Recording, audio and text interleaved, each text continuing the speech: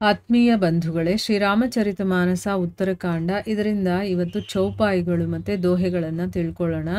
ಭಗತ್ ಹೇತು ಭಗವಾನ್ ಪ್ರಭು ರಾಮ ಧರೆವು ತನು ಭೂಪ್ किए चरित पावन परम प्राकृत नर अनुरूप जथा अनेक बेश धरी नृत्य करई नट कोई सोई सोई भाव देखावई आपुन होई न सोई असी रघुपति लीला उर्गारी तनुज विमोहनी जन सुखकारी जे मति मलिन विषय बसकामी प्रभु पर मोह धरहि हिमि स्वामी नयन दोष जा कह जब होई पीत बरन ससी कहूँ कह सोई जब जेहि दिसी भ्रम होई खगेसा सो कह पश्चिम उयवु दिनेसा नौकारूढ़ चलत जग देखा अचल मोह बस आपुहि लेखा बालक भ्रमहि न भ्रमहि गृहादि कहहि परस्पर मिथ्याबादी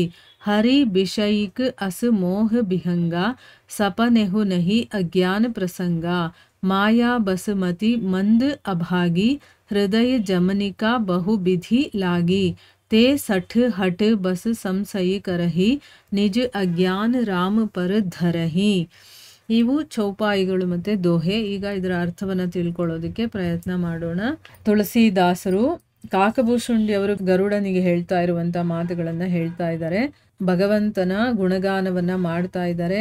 ಮಾಯೆ ಅನ್ನೋದು ಇಡೀ ಪ್ರಪಂಚವನ್ನೇ ಕುಣಿಸ್ತಾ ಇದೆ. ಅದರ ಗತಿಯನ್ನ ಯಾರೂ ಅರ್ಥ ಮಾಡ್ಕೊಳ್ಳೋದಕ್ಕಾಗೋದಿಲ್ಲ. ಆದರೆ ಶ್ರೀರಾಮಚಂದ್ರನ ಕಣ್ಸನ್ನೆಯ ಹಾಗೆ ಮಾಯೆ ತನ್ನ ಪರಿವಾರದ ಜೊತೆ ನಟಿಯ ಹಾಗೆ ಕುಣಿತಾ ಇರ್ತಾಳೆ. ಅವನೇನು ಹೇಳ್ತಾನೋ ಅದನ್ನು ಮಾಡ್ತಾ ಇರೋದು ಅಂತ ಹೇಳಿ ಆ ಭಗವಂತನ ಗುಣಗಾನವನ್ನ ಮಾಡಿ ಅವನು ಮಮತಾರಹಿತ, ದೋಷರಹಿತ, ನಿರಾಕಾರ, ಮೋಹರಹಿತ, ಮಾಯಾತೀತ, ಸುಖನಿಧಾನ, ಪ್ರಕೃತಿಗೆ ಅತೀತನಾಗಿರುವಂಥವನು, ಎಲ್ಲರ ಹೃದಯದಲ್ಲಿರುವಂಥವನು, ಇಚ್ಛಾರಹಿತ, ನಿರ್ಮಲ, ಶಾಶ್ವತನಾಗಿರುವಂಥ ಪರಬ್ರಹ್ಮ ಅವನು. ಅಂತಹ ರಾಮನಲ್ಲಿ ಮೋಹಕ್ಕೆ ಸ್ಥಾನನೇ ಇಲ್ಲ ಅಂಥೇಳಿ ಸೂರ್ಯನ ಹತ್ರ ಅಂಧಕಾರ ಇರೋದಕ್ಕೆ ಸಾಧ್ಯನಾ? ಅದೇ ರೀತಿ ರಾಮನಲ್ಲಿ ಮೋಹ ಇರೋದಕ್ಕೆ ಸಾಧ್ಯನೇ ಇಲ್ಲ ಅಂತ ಹೇಳ್ತಾರೆ. ಮುಂದುವರೆದು ಹೇಳ್ತಾರೆ, ಭಗವಂತನಾದಂತಹ ಶ್ರೀರಾಮಚಂದ್ರ ಪ್ರಭು ತನ್ನ ಭಕ್ತರಿಗೋಸ್ಕರನೇ ಭೂಪ ಶರೀರವನ್ನು ಧರಿಸಿ ಅವತಾರ ತಗೊಂಡಿದ್ದಾನೆ. ಸಾಮಾನ್ಯ ಮನುಷ್ಯರ ಹಾಗೆ ಪರಮ ಪವಿತ್ರ ಅನೇಕ ಲೀಲಾ ಚರಿತ್ರೆಗಳನ್ನು ಕೂಡ ತೋರಿಸಿದ್ದಾನೆ. ಒಬ್ಬ ನಟ ಬೇರೆ ಬೇರೆ ಪಾತ್ರಗಳನ್ನು ಧರಿಸಿ ಕುಣಿದು ಅಭಿನಯಿಸ್ತಾನಲ್ಲ, ಆ ವೇಷಕ್ಕೆ ತಕ್ಕಂಗೆ ಭಾವಗಳನ್ನು ಕೂಡ ಪ್ರದರ್ಶನೆ ಮಾಡ್ತಾನೆ. ಆದರೆ ಅವನು ಆ ಪಾತ್ರಗಳಲ್ಲಿ ಒಬ್ಬನೂ ಅಲ್ಲ.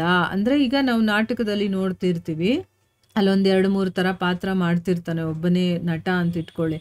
ಅವನು ಆ ಪಾತ್ರಗಳಲ್ಲಿ ನಟನೆ ಮಾಡ್ತಿರ್ತಾನೆ. ಅಲ್ಲಿ ಏನೇನೋ ಭಾವಗಳು ಬರುತ್ತೋ ಅದನ್ನೆಲ್ಲ ಅವನು ಎಕ್ಸ್ಪ್ರೆಸ್ ಮಾಡ್ತಿರ್ತಾನೆ. ಆದರೆ ಆ ಪಾತ್ರಗಳಲ್ಲಿ ಇವನೇನಾದರೂ ಒಬ್ಬನಾಗಿರ್ತಾನ? ಇಲ್ಲ, ಇವನದು ಐಡೆಂಟಿಟಿನೇ ಬೇರೆ ಇರುತ್ತೆ. ಆದರೆ ಅಲ್ಲಿ ಪಾತ್ರ ಮಾಡ್ತಿರ್ತಾನೆ ಅಷ್ಟೇನೆ. ಅದೇ ರೀತಿ ಪರಮಾತ್ಮ ಮನುಷ್ಯ ರೂಪವನ್ನು ಧರಿಸಿ ಮನುಷ್ಯರ ಹಾಗೆ ಅವನು ವರ್ತನೆ ಮಾಡ್ತಿದ್ರು ಕೂಡ ಅವನು ಮನುಷ್ಯನಲ್ಲ ಅಂತ ನಾವು ತಿಳ್ಕೋಬೇಕು. ಮುಂದುವರೆದು ಹೇಳ್ತಾರೆ, ಓ ಖಗರಾಜ, ಶ್ರೀ ರಘುನಾಥನ ಈ ಲೀಲೆ ರಾಕ್ಷಸರಿಗೆ ಮೋಹವನ್ನ ಉಂಟು ಮಾಡಿ ಭಕ್ತರಿಗೆ ಸುಖಾನಂದವನ್ನ ಕರುಣಿಸುವಂಥದ್ದು. ಒಡೆಯ, ಮೂರ್ಖರು, ವಿಷಯ ಲೋಲುಪರು, ಕಾಮುಕರು ಆದವರು ಮಾತ್ರ ಶ್ರೀರಾಮಚಂದ್ರನ ಮೇಲೆ ಮೋಹವನ್ನು ಆರೋಪಿಸ್ತಾರೆ. ಅಂದರೆ ಅವರಿಗೆ ವಿಷಯಗಳೆಲ್ಲ ಗೊತ್ತಿಲ್ಲ, ಮೂರ್ಖರಾಗಿರೋದ್ರಿಂದ ಅವನು ರಾಮನಿಗೂ ಕೂಡ ಮೋಹ ಕವದಿತ್ತು ಅಂತ ಹೇಳ್ತಾರೆ. ನೇತ್ರ ದೋಷ, ಕಾಮಾಲೆ ಇರುವಂಥವ್ರು ಚಂದ್ರನನ್ನು ಹಳದಿ ಅಂತ ಹೇಳ್ತಾರಲ್ವ, ಆ ರೀತಿ ಅಂತ.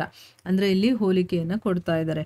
ಈಗ ಕಣ್ಣಲ್ಲೇ ಕಾಮಾಲೆ ಇದ್ದರೆ ನೋಡಿದ್ದೆಲ್ಲ ಹಳದಿಯಾಗೆ ಕಾಣಿಸೋದು. ಚಂದ್ರ ಎಷ್ಟು ಬೆಳ್ಳಿಗಿರ್ತಾನೆ ಆದರೂ ಅವ್ರಿಗೆ ಹಳದಿ ಕಾಣಿಸುತ್ತಲ್ಲ, ಆ ರೀತಿ ಯಾರಿಗೆ ಜ್ಞಾನ ತಿಳುವಳಿಕೆ ಇರೋದಿಲ್ವ ಅವರು ಮಾತ್ರನೇ ಭಗವಂತನು ಕೂಡ ಮೋಹಕ್ಕೆ ಒಳಗಾಗಿದ್ದಾನೆ ಅಂತ ಹೇಳ್ತಾರೆ ಅಂತ ಇಲ್ಲಿ ಹೇಳ್ತಾ ಇದ್ದಾರೆ.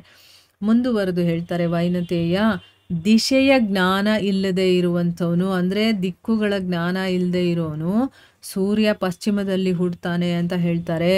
ಸೂರ್ಯ ಪಶ್ಚಿಮದಲ್ಲಿ ಎಲ್ಲಾದರೂ ಹುಟ್ಟುತ್ತಾ?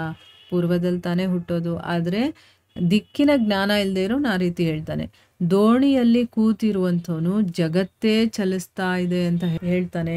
ಮತ್ತೆ ಮೋಹಗ್ರಸ್ತನಾಗಿರುವಂಥವನು ಅವನು ತಾನು ಅಚಲ ಅಂತ ತಿಳ್ಕೊಳ್ತಾನೆ. ಆಮೇಲೆ ಮಕ್ಕಳು ಗರಗರನೆ ತಿರುಗ್ತಾ ಇರಬೇಕಾದ್ರೆ ಮನೆಗಳು ತಿರುಗದೇ ಇದ್ರೂ ಕೂಡ ಆ ಮನೆಗಳೆಲ್ಲ ತಿರುಗ್ತಾ ಇದೆ ಅಂತ ಹೇಳ್ತಾರೆ. ಮಕ್ಕಳಿಗೆ ಏನು ತಿಳುವಳಿಕೆ ಇಲ್ಲ, ತಾವು ಸುತ್ತಬಿಟ್ಟು ಸುಮ್ಮನೆ ನಿಂತಿದ್ರು ಕೂಡ ಮನೆ ತಿರುಗುತ್ತಲ್ವಾ, ಸೊ ಮನೆನೇ ತಿರುಗ್ತಾ ಇದೆ ಅಂತ ಹೇಳ್ತಾರೆ. ಆದ್ರೆ ಇದು ಸುಳ್ಳು, ಮಿಥ್ಯಾವಾದಿಗಳು ಪರಸ್ಪರ ಒಬ್ರನ್ನೊಬ್ರು ನಿಂದನೆ ಮಾಡ್ಕೊಳ್ತಾ ಇರ್ತಾರೆ. ಓ ಗರುಡ, ಶ್ರೀ ಹರಿಯ ವಿಷಯದಲ್ಲಿ ಮೋಹದ ಕಲ್ಪನೆ ಕೂಡ ಇದೇ ರೀತಿ ಇದೆ. ಈಗ ಮಕ್ಕಳು ತಿರುಗ್ಬಿಟ್ಟು ಮನೆನೇ ತಿರುಗ್ತಾ ಇದೆ ಅಂತ ಹೇಳ್ತಾರಲ್ಲ, ಮನೆ ತಿರುಗ್ತಾ ಇರತ್ತಾ? ಇಲ್ಲ. ಆದ್ರೂ ಕೂಡ ನೋಡೋದಕ್ಕೆ ಹಂಗ ಅನ್ಸುತ್ತೆ ಅವ್ರಿಗೆ. ಯಾಕೆ?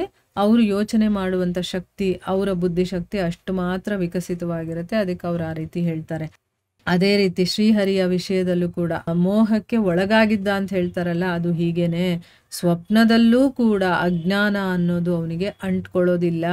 ಮಾಯೆಯಲ್ಲಿ ಬಿದ್ದಿರುವಂಥವರು ಮಂದಮತಿಗಳು, ಭಾಗ್ಯಹೀನರು, ಮಾಯೆ ಅನ್ನುವಂತಹ ತೆರೆಯಿಂದ ಮುಚ್ಚಿ ಹೋಗಿರುವಂತಹ ಮೂರ್ಖರು ಹಠದಿಂದಾಗಿ ರಾಮನ ಬಗ್ಗೆ ಸಂದೇಹ ತಾಳ್ತಾರೆ. ಅವರು ಬೇಕು ಅಂತಾನೆ ಸಂದೇಹ ಪಟ್ಕೊಳ್ತಾರೆ. ಅವ್ರಿಗೆ ಇದ್ರ ಬಗ್ಗೆ ಏನೂ ಗೊತ್ತಿರೋದಿಲ್ಲ.